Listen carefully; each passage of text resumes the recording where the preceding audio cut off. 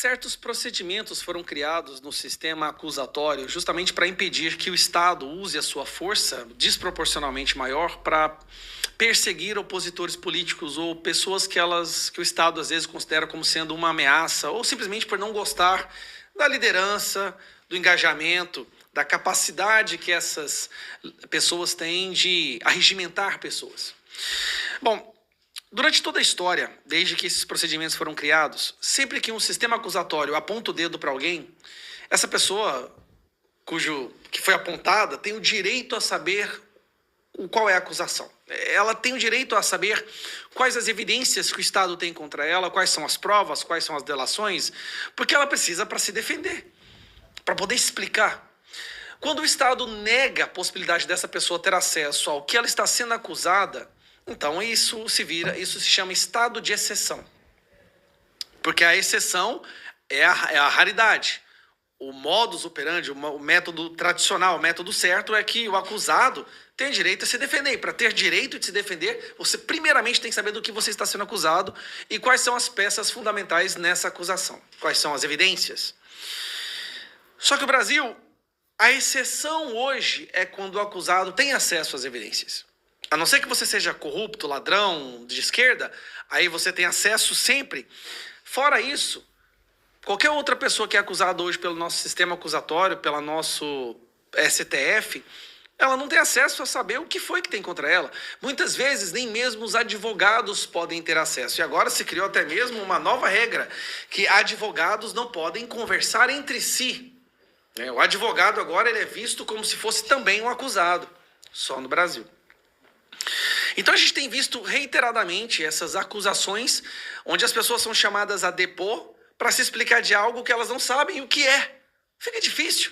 Quantos conservadores, quantas pessoas de direita foram depor sem saber qual é a acusação sobre elas? Quantas pessoas estão presas hoje no Brasil, presos políticos, que não têm acesso ao qual é a acusação sobre eles? Jornalistas com mandado de prisão decretado, emitido, e a pessoa não sabe qual é a acusação contra ele. Pois bem, logo depois que começou a tomar proporções estratosféricas essa questão do 25 de março, a Gestapo do Alexandre de Moraes, que é aquela parcela da Polícia Federal que faz o que ele manda, intimou o Bolsonaro para depor na Polícia Federal sobre a questão do golpe. O tal golpe que nunca aconteceu.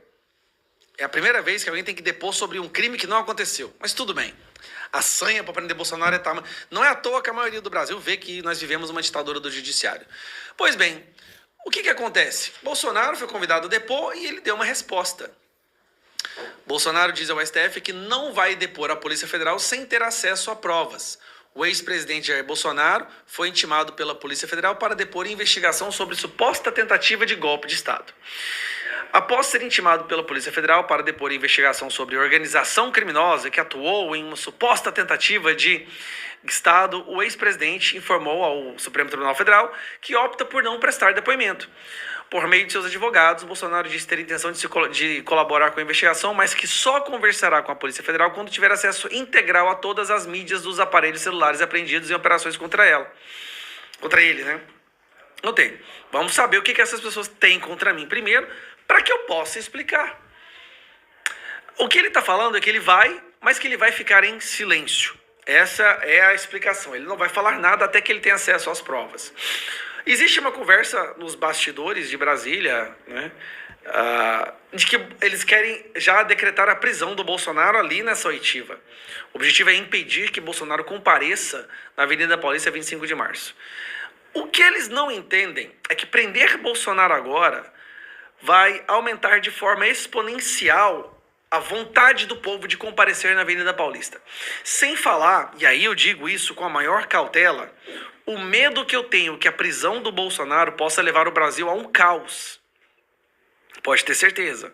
Ao caos, paralisação total, bloqueio de rodovias, a gente não precisa disso. O Brasil não precisa disso nesse momento, mesmo porque esse povo que trabalhou tão fortemente para eleger o Lula, tudo isso vai pegar mal para o Lula. O Brasil paralisado, aí caminhoneiros param de transportar, as rodovias começam a ficar fechadas, ninguém vai trabalhar, greve geral. Quem vai sair prejudicado é justamente o candidato que eles trabalharam tanto para colocar na presidência. Chegaram a tirar o cara da cadeia. Descondenaram o cara, fizeram todo aquele trabalho, mandaram prender quem estava apontando o dedo que isso era errado, mandaram perseguir, censuraram o Brasil, conseguiram colocar o cara, e aí eles vão fazer uma porcaria dessa justamente para jogar o Brasil desse jeito no buraco, mais ainda, já tá indo pro buraco, mas aí vai só acelerar. Eu tenho medo que isso aconteça. Pelo que eu converso, as pessoas não vão deixar barato. Porque tá claro, gente, as pesquisas mostram, o povo brasileiro já entendeu que nós vivemos uma ditadura do judiciário, já entendeu que é uma perseguição contra o Bolsonaro, a maior parte da população brasileira é contrária à prisão dele, não acha que houve uma tentativa de golpe, só mesmo aquele mundinho impenetrável, né, aquela coisa selada ali daquelas pessoas do STF que lê Miriam Leitão e Daniela Lima, somente essas pessoas ali, que não devem dar nem 1.000, acreditam que essa narrativa colou. Olhe para fora da janela. Quando você estiver andando com seu carro blindado, coloque a cabeça para fora e olhe para o mundo. Escute o que as pessoas estão falando. Essas pessoas estão tão seladas dentro dessa bolha que perderam completamente a conexão com a realidade. É patológico. O nível de desconexão com a realidade chegou a ser patológico. Então era só isso que eu quero falar. Bolsonaro vai ficar em silêncio. E eu posso dizer para vocês que o clima, a atmosfera aqui no Congresso é um só. Vergonha. Vergonha de termos um presidente que fez declarações nazistas e agora está colocando o Brasil como o país mais envergonhado do mundo. Vergonha até mesmo daqueles deputados que fazem parte da base do governo, que sobrevivem com emendas e cargos do segundo escalão, que estão ali intrínsecos, né, emaranhados nessas entranhas do poder e não podem se posicionar publicamente, mas eles também sentem vergonha pelas falas do Lula. Não há uma pessoa aqui minimamente sensata que hoje não esteja envergonhada. Mas vamos lá.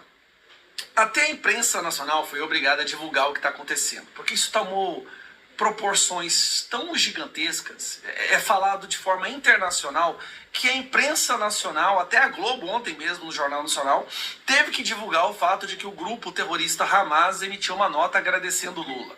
A imprensa do mundo inteiro está falando isso. A imprensa do mundo inteiro está repercutindo o discurso do primeiro-ministro de Israel, quando ele fala que o Lula deveria ter vergonha de si mesmo. E aí hoje sai a nota do Israel Katz, que é o chanceler israelense. E aqui eu vou ler para vocês, vou colocar na tela e vou ler, mas preste atenção que ninguém no mundo respeita o Lula mais. Presidente do Brasil, Lula. Milhões de judeus em todo o mundo estão à espera do seu pedido de desculpas, como ousa comparar Israel a Hitler. É necessário lembrar ao senhor que Hitler fez? Levou milhões de pessoas para guetos, roubou suas propriedades e as usou como trabalhadores forçados e depois, com brutalidade sem fim, começou a assassiná-las sistematicamente. Primeiro com tiros, depois com gás. Uma indústria de extermínio de judeus, de forma ordeira e cruel. Israel embarcou numa guerra defensiva contra os novos nazistas que assassinaram qualquer judeu que viam pela frente. Não importava para eles se eram idosos, bebês, deficientes. Eles assassinaram uma garota em uma cadeira de rodas. Eles sequestraram bebês. Se não tivéssemos um exército, eles teriam assassinado mais de dezenas de milhares. Que vergonha! Sua comparação é promíscua, delirante. Vergonha para o Brasil. E um cuspe no rosto dos judeus brasileiros.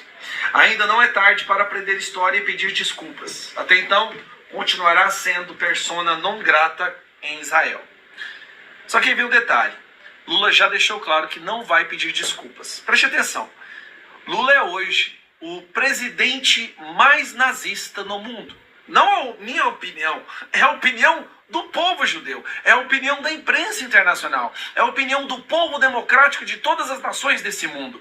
Lula é hoje o líder político mais nazista que está ocupando um cargo.